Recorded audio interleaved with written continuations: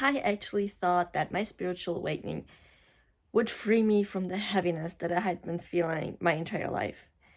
Turns out it's actually the opposite. You dive right into the darkness. You dive into it so freaking deep that sometimes you wake up in the morning and you feel like there's nothing else but darkness. And that is challenging. I thought, okay, the more I let go of the darkness, the better I would feel. But no, there's just more darkness.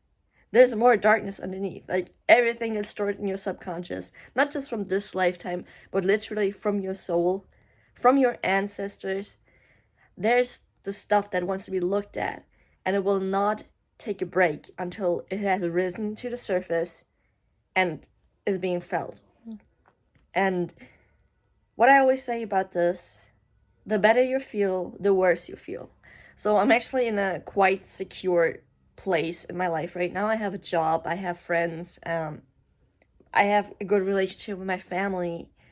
And the better my life situation gets, the worse I feel. And let me explain. So the more secure you feel, the more your nervous system can allow those negative suppressed feelings to rise to the surface. And that's precisely what they're doing right now. So I commented on someone's YouTube video and they said, I'm probably in the dark night of the soul stage of spiritual awakening. And to be honest, I've been there for a while. I don't even know how long. At least 10 months where it was like really, really dark, where I don't have any motivation to do anything. That's why I haven't been posting consistently, because there's no spark left in me. Spark in the sense that I'm like, oh yeah, I want to do this or I want to do that. I mean, I go through my life. Of course, there are things that I like, but it's different from before. It's not like I have a driving engine behind me that says, oh yeah, you gotta do this, or I'm really motivated to do that. It's mostly just like negative emotions that are rising to the surface. Anger, sadness. Then 1 or 2 good days, then anger, sadness again. It's just, it keeps going, and it feels like it's never going to end. And sometimes it makes me feel hopeless, but then again, I'm like, okay, wait. So my soul actually chose to be here. Everyone did. We chose to come to Earth to explore a certain topic. For me, that is certainly fear of abandonment, which connects to lack of self-love. Those are my main topics, and I hope I would never wish upon anyone that they have fear of abandonment. It's like one of the worst things, in my personal opinion, that you can go through, because you feel so powerless. You're 100% dependent on someone else's attention.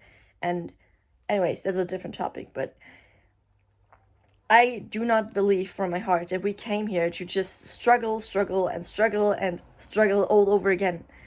I do believe that there's a way out, and I also do believe that it's not an easy way out.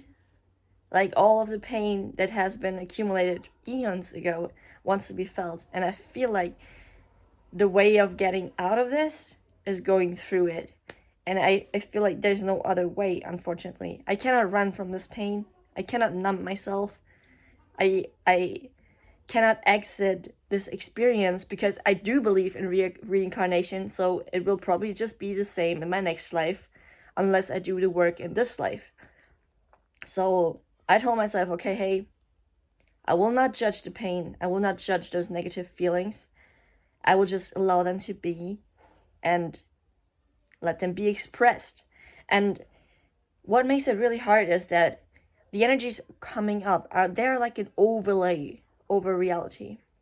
So for instance, if I'm really agitated, I sometimes feel like, okay, what in my reality is really agitating me? But this agitation, it's deeper than just what is happening in the now. It's stored from the past. So the key is really to not fall into it completely, to be aware when it rises, but to not look for look for the reason for this pain or agitation in your current reality, because it's not a product thereof. It's actually an energetic cleanse happening in your energetic emotional system.